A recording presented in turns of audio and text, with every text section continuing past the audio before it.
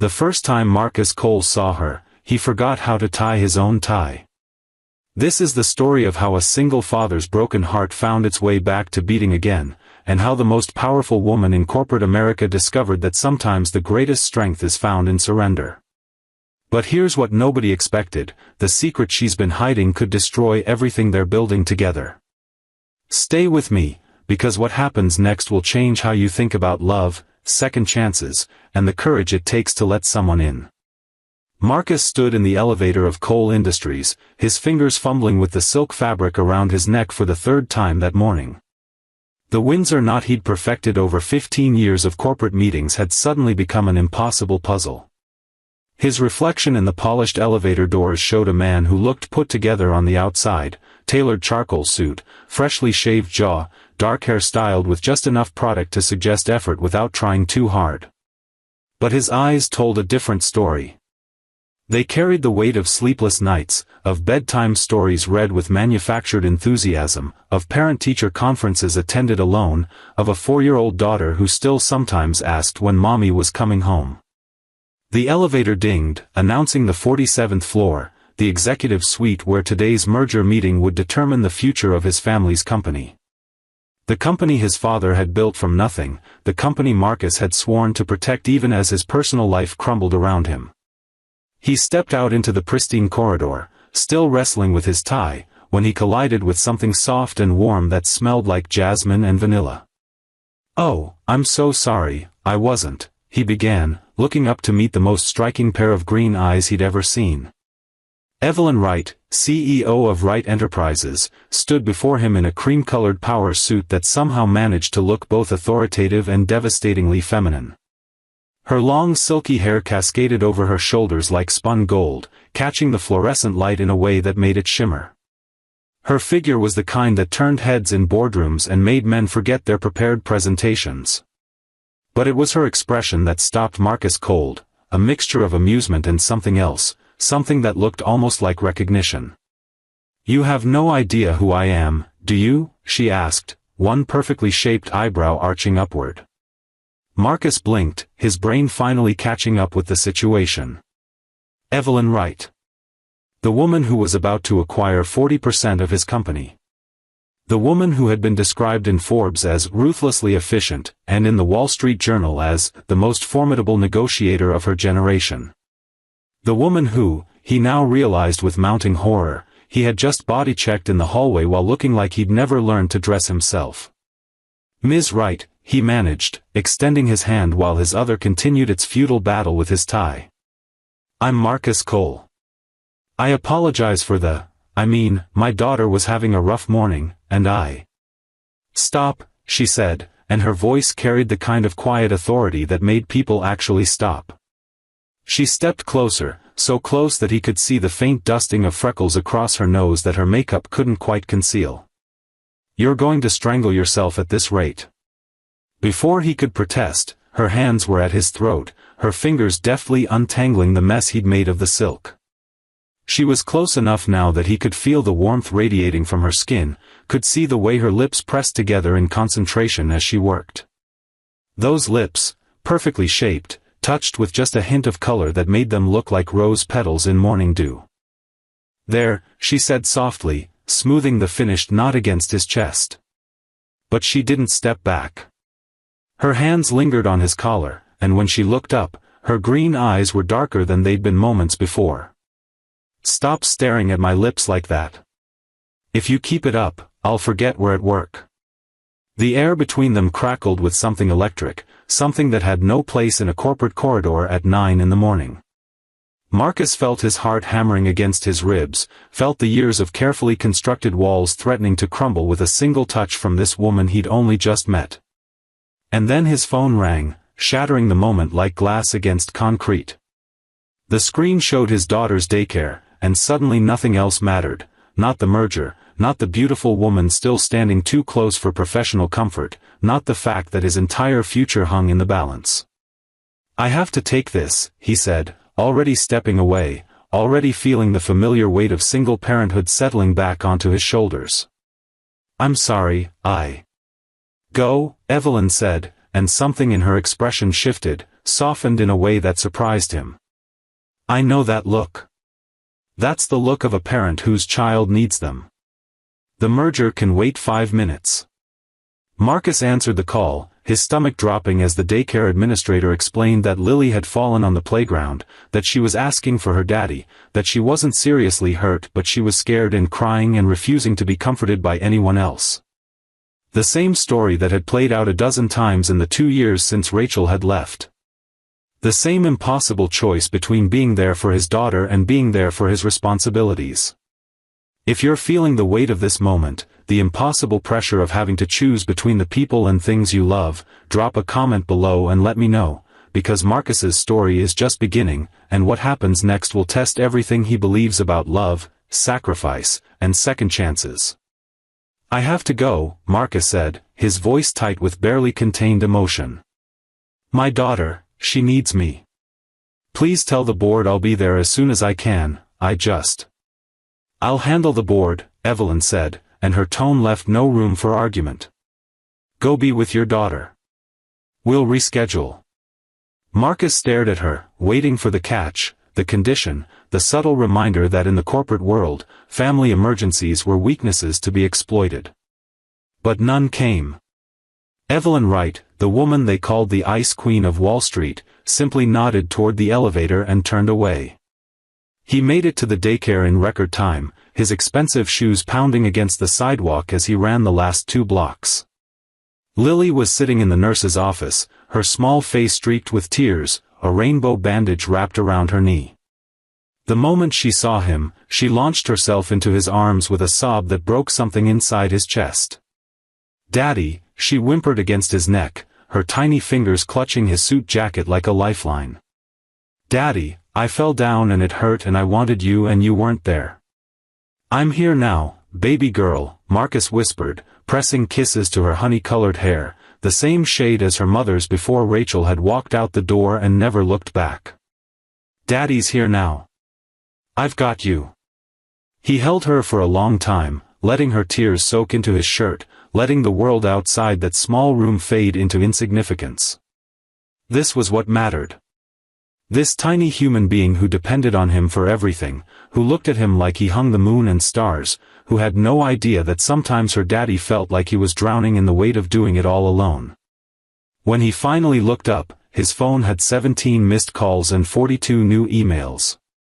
The merger meeting had been postponed indefinitely. His assistant had texted him 7 times in increasing states of panic. And there was one message from an unknown number that simply read, "Hope your daughter is okay. E." Marcus stared at that message for a long moment, something warm and unexpected blooming in his chest.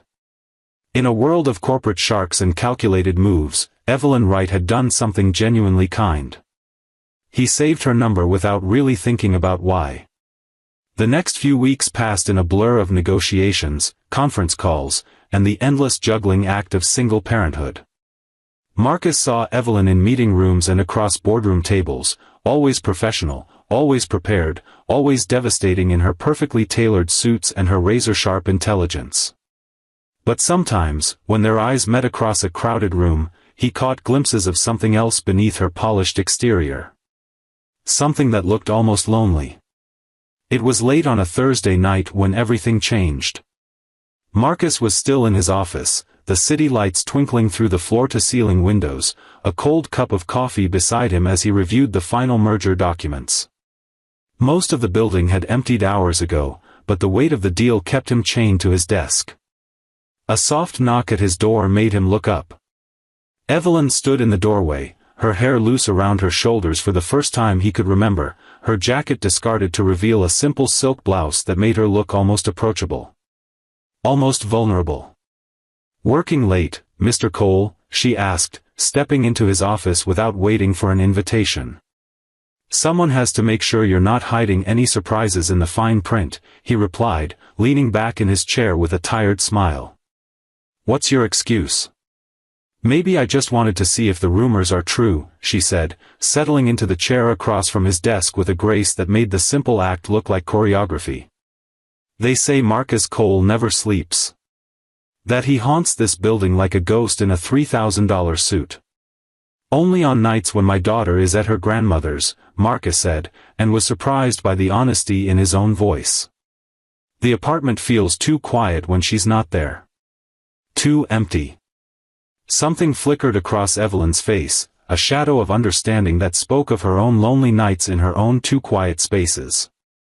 I know what you mean, she said softly. I have a penthouse that could fit 50 people, and most nights it's just me and whatever takeout I forgot to order. The glamorous life of a CEO, Marcus said, but there was no mockery in his tone. Not quite what the magazines make it look like, is it? No, she agreed, and for a moment the armor she wore like a second skin seemed to fall away. It's mostly just exhausting. And lonely. And wondering if any of it actually matters in the end. They sat in comfortable silence for a long moment, the city humming below them, the weight of their respective empires pressing down on their shoulders. Marcus found himself studying her face, noticing the faint lines around her eyes that spoke of too many late nights, the way her fingers traced absent patterns on the arm of her chair. Can I ask you something? He said finally. You can ask. Doesn't mean I'll answer. Why did you help me that day? When Lily got hurt and I had to leave the meeting. You didn't have to cover for me. Most people in your position would have used it as leverage. Evelyn was quiet for so long that Marcus thought she wouldn't answer. When she finally spoke, her voice was different, stripped of its usual corporate polish, raw in a way that made his breath catch. Because I watched my father miss every important moment of my childhood for board meetings and quarterly reports, she said.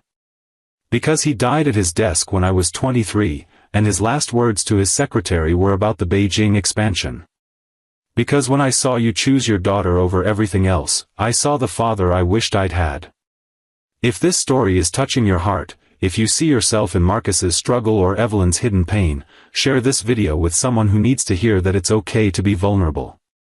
Because the story is about to take a turn that none of us saw coming. Marcus reached across the desk without thinking, his fingers closing around hers in a gesture of comfort that felt as natural as breathing. She didn't pull away. Her skin was soft and warm, and when she looked at him, there were tears glistening in her eyes that she was trying desperately not to let fall.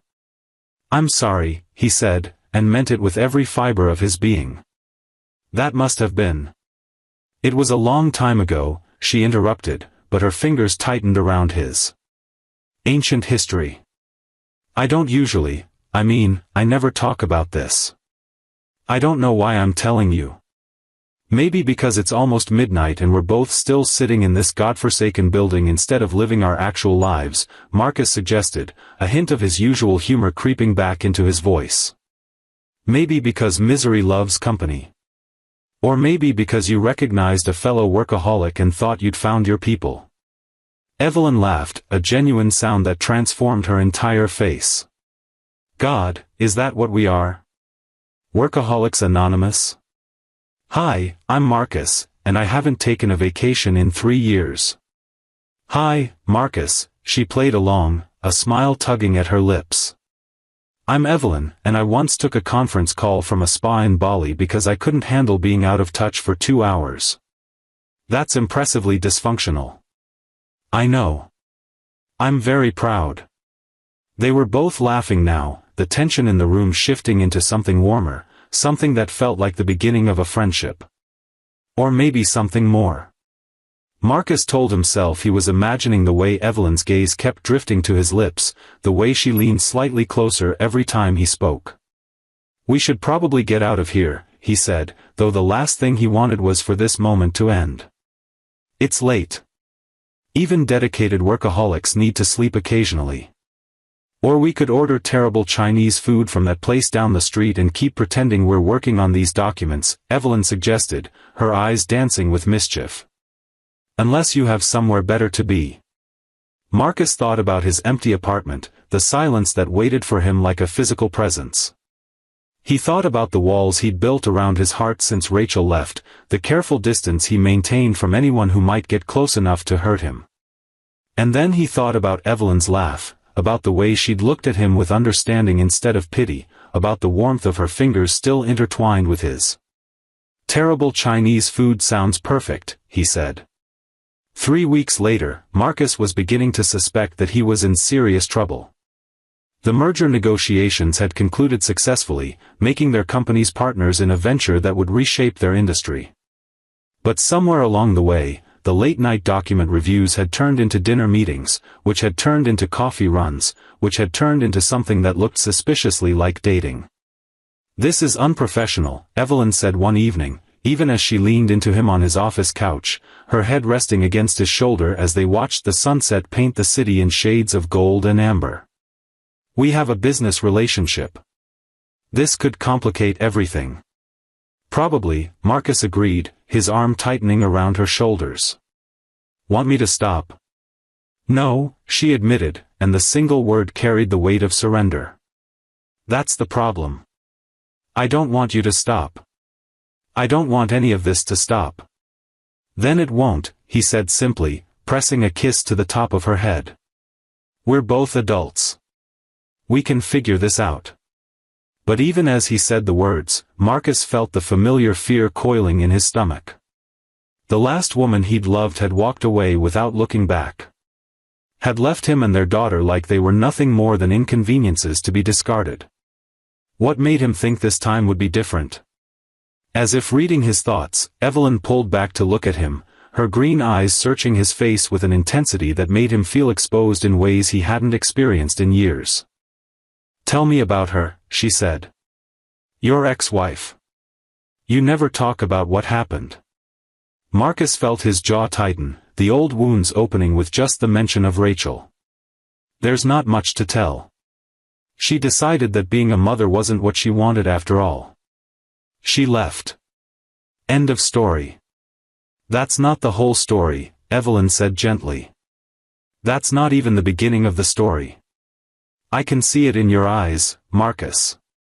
The way you flinch whenever anyone gets too close. The way you keep waiting for me to disappoint you." "Maybe I'm just being realistic," he said, and the words came out sharper than he intended. "People leave. That's what they do. My mother left my father. Rachel left me. Everyone leaves eventually." Evelyn was quiet for a long moment, and Marcus braced himself for her to do exactly what he expected, to make excuses, to suddenly remember an early meeting, to begin the slow process of disentangling herself from his mess of a life. Instead, she took his face in her hands and kissed him. Not the tentative, testing kisses they'd shared before, but something fierce and claiming, something that felt like a declaration of war against all his carefully constructed defenses. "Listen to me," she said when she finally pulled back, her forehead resting against his. "I am not your mother. I am not Rachel.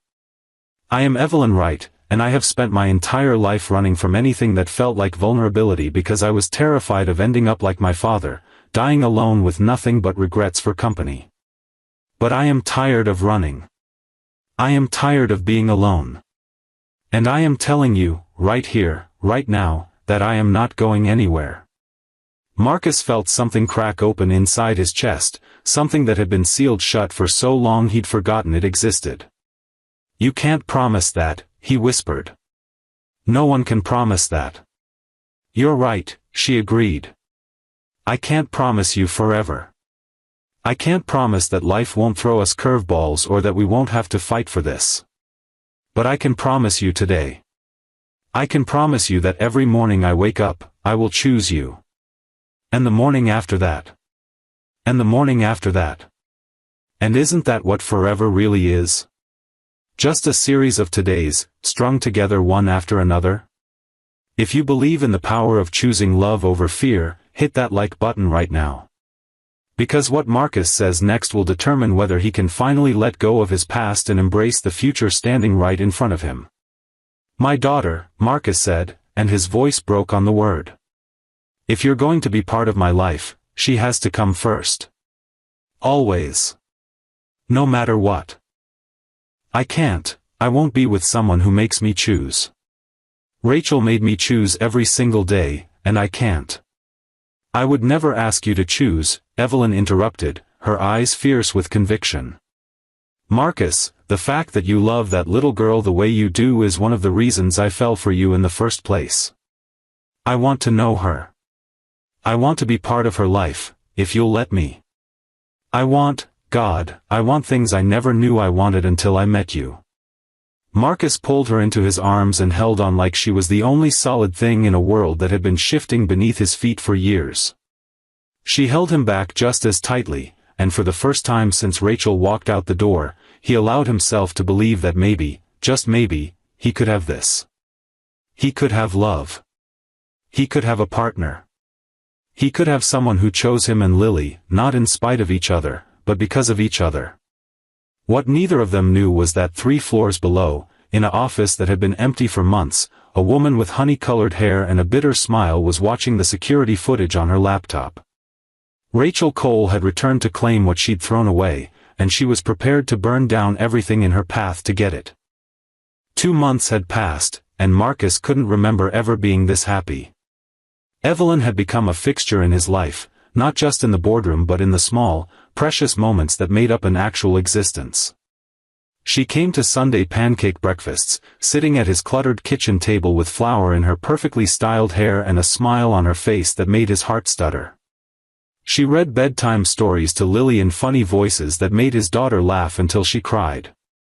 She held his hand in the dark when the nightmares came, the ones where he watched everyone he loved walk away. "Daddy, is Miss Evelyn going to be my new mommy?"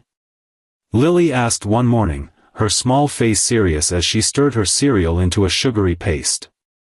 Marcus nearly choked on his coffee. "Why do you ask, sweetheart?" "Because she does mommy things," Lily explained with the devastating logic of a 4-year-old. "She makes my lunch with the crusts cut off and she knows where my favorite blanket is and she always remembers that I don't like it when my foods touch each other on the plate. And she looks at you like you're the best thing she's ever seen. That's what mommies do, right?"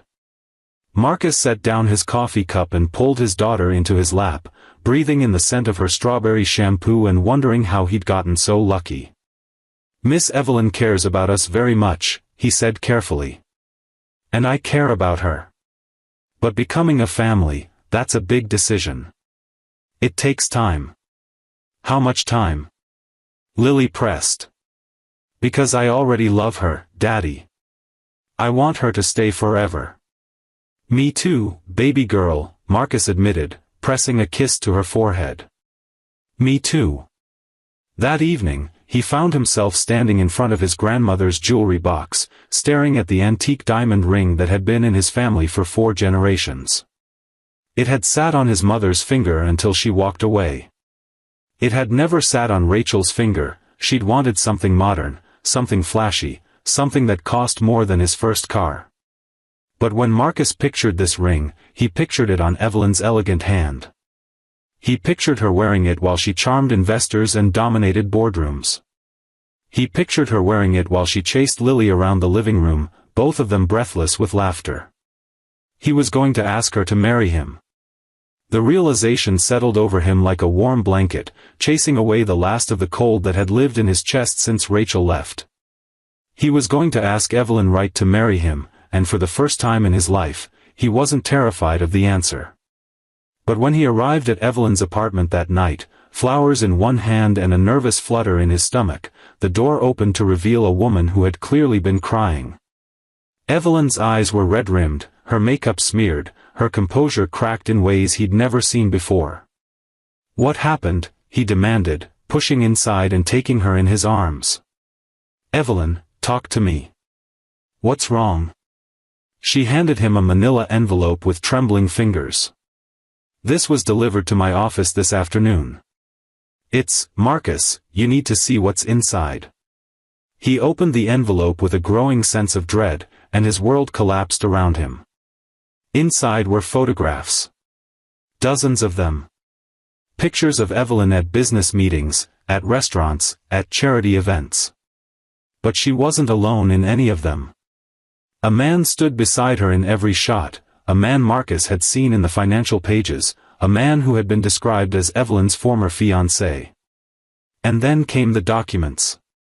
Bank records showing large transfers between Evelyn's accounts and shell companies. Emails that, taken out of context, suggested that the merger between their companies had been designed from the start to strip Marcus of his assets. A detailed plan for what the attached letter called the Cole takedown. "This isn't what it looks like," Evelyn said, her voice desperate. "Marcus, I swear to you, this is all fabricated. Someone is they're trying to destroy us. The photographs are old, from before I ever met you.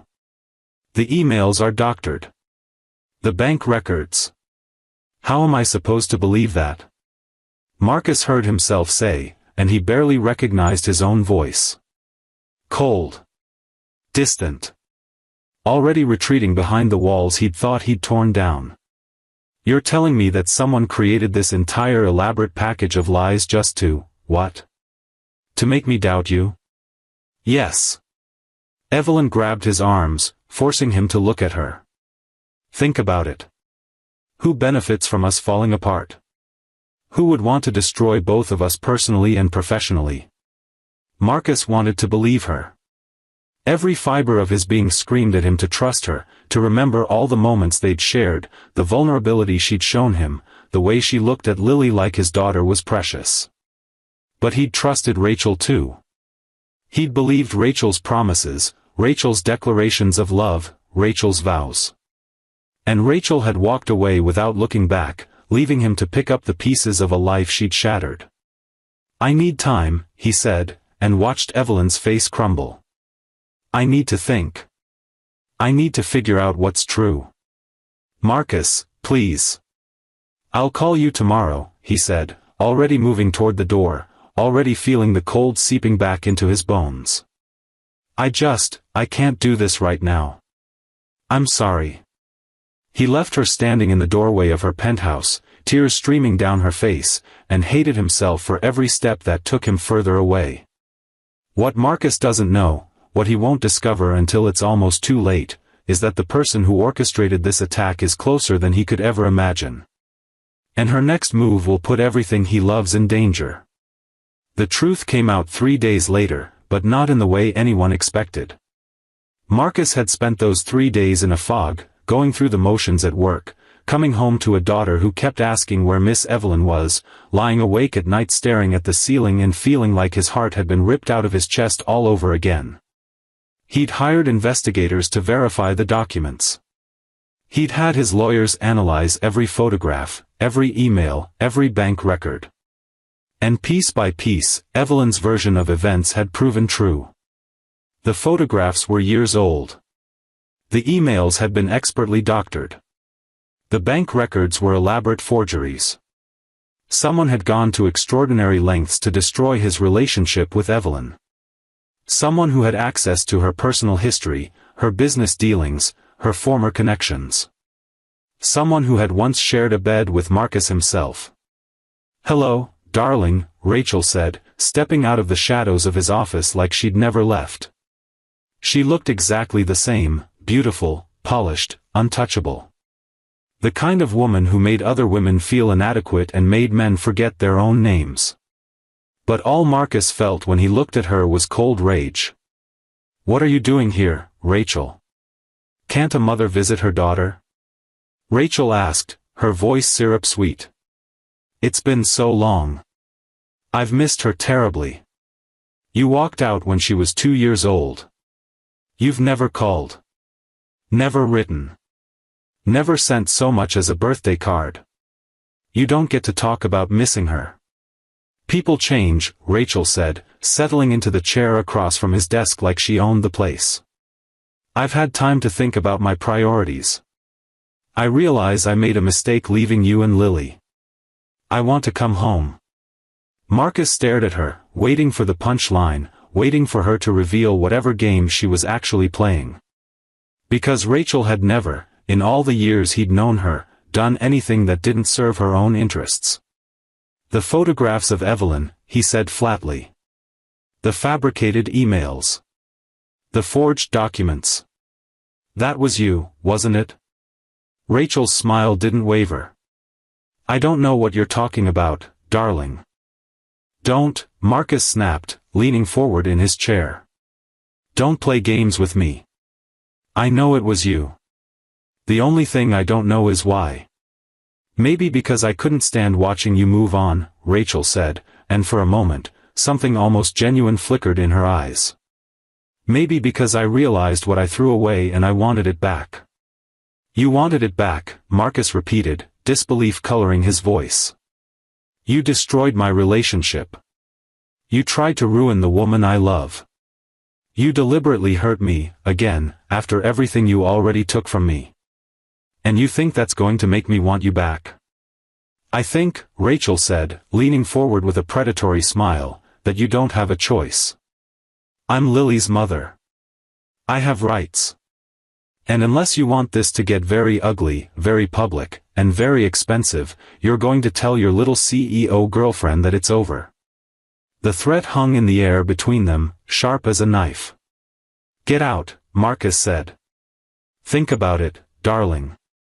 I'll give you until the end of the week to make the right decision. Rachel stood, smoothing her skirt with manicured fingers. Say hello to Lily for me. She was gone before he could respond, leaving nothing but the scent of her expensive perfume and the ruins of his peace. Marcus didn't call Evelyn that night. Instead, he called his lawyer, his mother, and finally, his best friend from college who now ran the most aggressive family law firm on the East Coast. By morning, he had a plan. But first, he had an apology to make. He showed up at Evelyn's penthouse at 6 in the morning, carrying coffee, flowers, and the ring he'd been too afraid to offer before. She opened the door in a silk robe, her hair tangled from sleep, her face bare of makeup. She'd never looked more beautiful. I'm an idiot, he said. Yes, she agreed, but there was no anger in her voice. Just exhaustion and something that looked like hope trying not to show itself. You really are. I should have trusted you. I should have known that the woman who read bedtime stories to my daughter and learned how to make her favorite pancakes and held me when I woke up from nightmares about losing everyone I love, I should have known that woman would never betray me. Yes, Evelyn said again, but now she was crying, and so was he. It was Rachel, he continued, stepping inside and pulling her into his arms. She's back. She wants, I don't even know what she wants. Lily, me, to hurt you, all of the above. But I swear to you, Evelyn, I will spend the rest of my life making this up to you if you'll let me. The rest of your life? Evelyn pulled back to look at him, her green eyes wide. That's a pretty serious commitment, Cole. Good thing I came prepared, he said, and dropped to one knee right there in her foyer, pulling out the antique ring that had been waiting for the right finger. Marcus.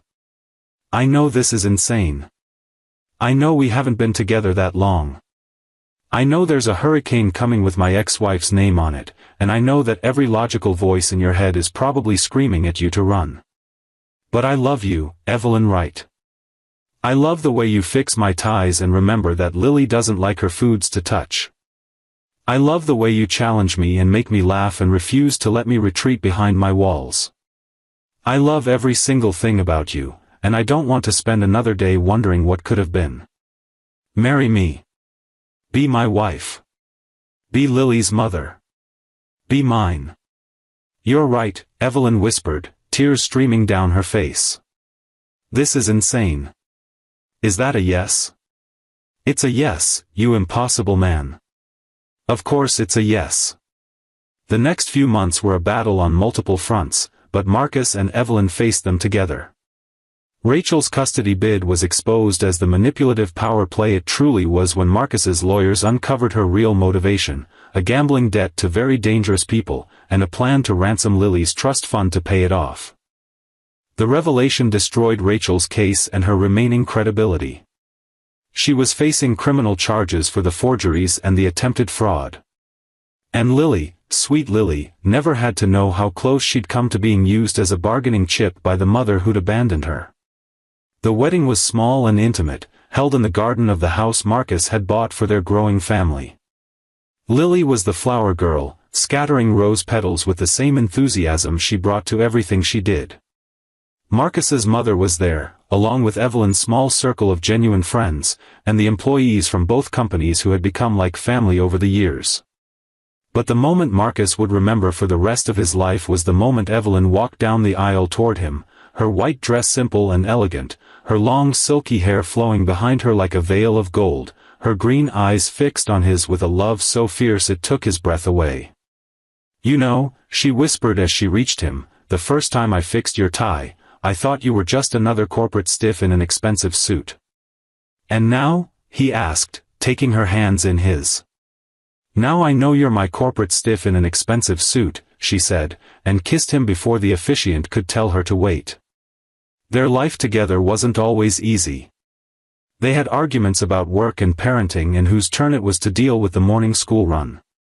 Evelyn had to learn that love meant letting someone see you at your worst, not just your boardroom best. Marcus had to learn that not everyone who got close would eventually walk away. But every night, they came home to each other.